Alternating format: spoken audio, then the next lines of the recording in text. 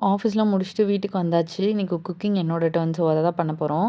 நான் ரொம்ப நேரமா யோசிச்சுட்டு இருந்தேன். தோசை மாவு வேற இல்ல. என்ன பண்ணலாம்? என்ன பண்றதுன்னே தெரியல. நான் அத விட்டா இன்னொன்னு எனக்கு தெரிஞ்சது சப்பாத்தி. அது செய்ய சோம்பேறித்தனமா இருந்தது. அப்புறம் உப்புமா. உப்புமா எனக்கு சுத்தமா பிடிக்காது. சரி அதுக்கு ரைஸ் வச்சு தயிரோட சாப்பிட்டுக்கலாம். சைட் டிஷ் மட்டும் எதாவது பண்ணிக்கலாம்னு சொல்லிட்டு காலிஃப்ளவர் இருந்தது. இப்ப அது சீசன் போல. எங்க பார்த்தாலும் ரூ. 25 ரூ. 30க்குலாம் இங்க பெங்களூர்ல ஃப்ரெஷ்ஷா பெரிய காலிஃப்ளவரா கிடைக்குது. ஸோ அத வச்சு ஏதாவது பெப்பர் மசாலா மாரி பண்ணலான்னு யூடியூப் பார்த்து அதான் பண்ணிட்டுருந்தேன். இந்த காலிஃப்ளவர மட்டும் மறக்காம சுடு தண்ணீல போட்டு பிளான்ச் பண்ணிருங்க. ஏன்னா, எனக்கு என் கண்ணால அந்த காலிஃப்ளவர்ல நான் புழு பார்த்தேன். அத சுடு தண்ணீல போட்டு சாவடிச்சே ஆகணும். ஸோ அதெல்லாம் பண்ணிட்டு இது ரொம்ப ஈஸியான ப்ராசஸ் தான். எண்ணெய் ஊத்தி வெங்காயம், தக்காளி, கருவேப்பில, இஞ்சி பூண்டு பேஸ்ட் அப்புறம் நம்மகிட்ட என்னென்ன மசாலா இருக்கோ அதெல்லாம் போட்டுக்கலாம். அப்புறம் பிளான்ச் பண்ணி வச்ச காலிஃப்ளவர் போட்டு வதக்கிட்டு, கொஞ்சம் தண்ணி ஊத்தி ஒரு 10 டூ 15 மினிட்ஸ் வேக வச்சா அது நல்லா வெந்துருது.